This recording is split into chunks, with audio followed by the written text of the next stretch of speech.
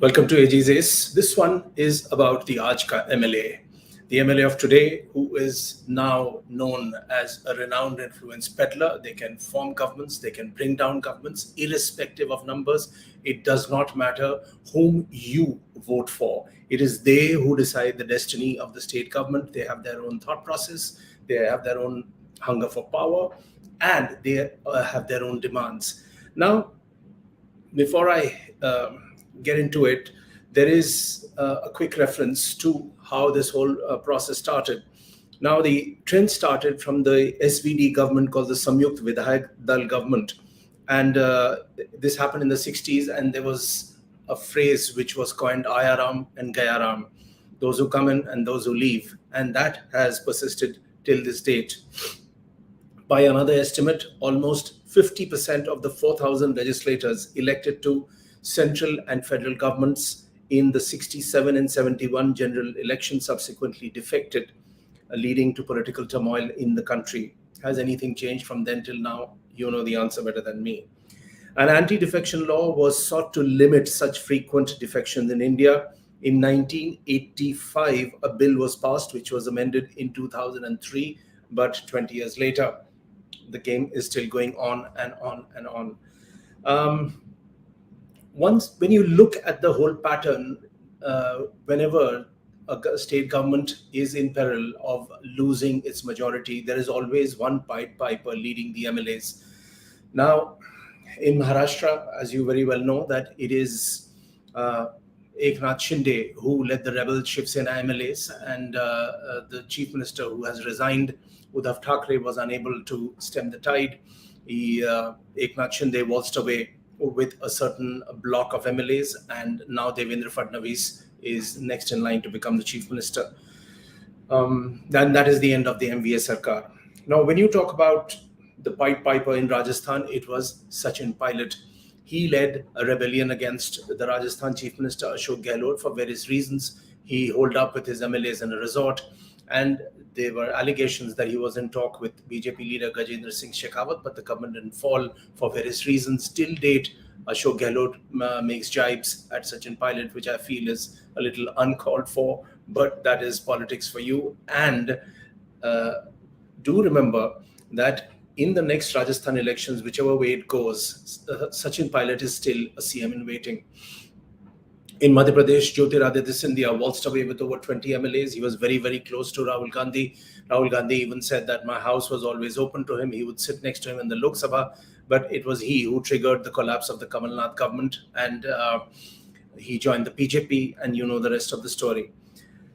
Now, the same thread was visible in Punjab. That is when Captain Amrinder Singh was still the chief minister. Navjot Singh Sidhu, backed by a substantial chunk of MLAs in the state, made this charge against Amrinder Singh that one, the agenda of the government was not being followed. There was allegations of corruption. And third, which really hit home, was that Amrinder Singh would run the entire government from his farmhouse in close to Chandigarh, and was not accessible at all. That led to his fall, and subsequently Channi came in. Even he could not run the government.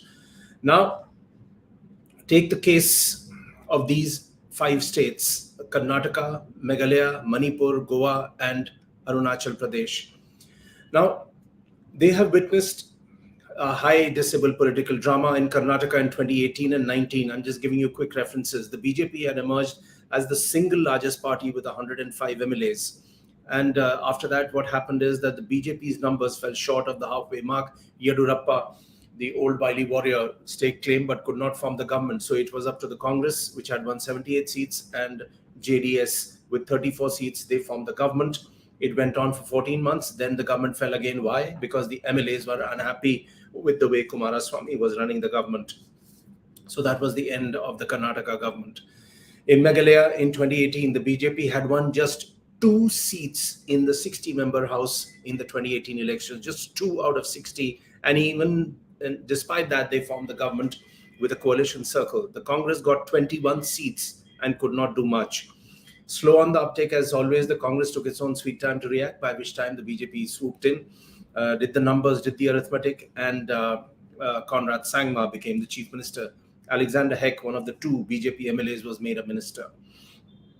In Goa, 2017, the Congress won 17 seats in the 40-member assembly. It just needed 4 more MLAs to form the government, just 4, and yet they could not do it. Why? Because Digvijay Singh, aka Diggi Raja, apparently dithered there in Goa.